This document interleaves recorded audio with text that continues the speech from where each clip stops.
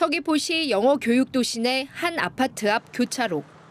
이곳은 일반 도로로 제한 속도가 시속 30km로 설정된 구간입니다. 그런데 이 무인 단속 카메라에 일반 도로가 아닌 어린이 보호구역 단속 기준이 적용돼 과태료가 부과됐던 사실이 드러났습니다. 지난해 4월부터 지난달까지 1년 넘게 잘못 부과한 과태료는 모두 831건, 1,800만 원을 더 받았습니다. 일반 도로에서 신호 위반을 할 경우 과태료가 7만 원인데 어린이 보호구역을 적용해 6만 원이 더 많은 13만 원을 물렸고 속도 위반의 경우는 3만 원이나 더 부과했습니다. 자치경찰은 내부 점검 과정에서 과태료를 잘못 부과한 사실을 확인했다며 더 물린 과태료는 납부자에게 환급하겠다고 밝혔습니다. 하지만 주민들은 법을 지켜야 할 경찰이 업무를 제대로 하지 않았다며 직무유기라고 말했습니다. 여기가 안 그래도 상당히 소통이 안 돼서 상당히 불편해하고 있는데 기준에 맞게 부과를 해야지 더 많이 부과한다는 것은 이건 행정이 할 일이 아니라고 생각합니다.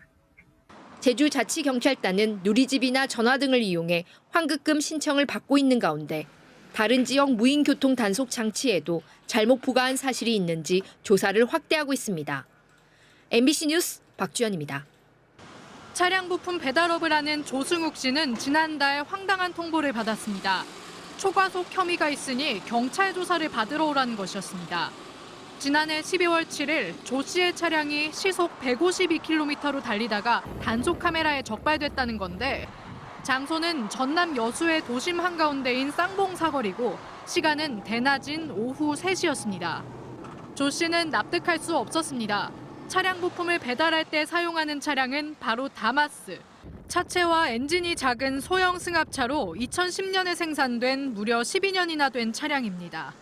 이 차의 최고 속력은 시속 140km로 시속 152km는 아예 계기판에도 없는 수치입니다. 절대 불가능한 일이고 신호 체계든 이 차 상태든 뭐 어떤 걸로 해도 할 수가 없다, 아무도. 하지만 경찰은 단속 카메라 측정이 잘못될 리 없다며 조 씨의 면허를 정지하고 검찰에 가서 해명하라고 했습니다. 대낮 시내 한가운데서 다마스가 시속 152km로 달리는 것이 가능할까? 엑셀을 세게 밟아봤지만 시속 100km를 넘기기도 쉽지 않습니다.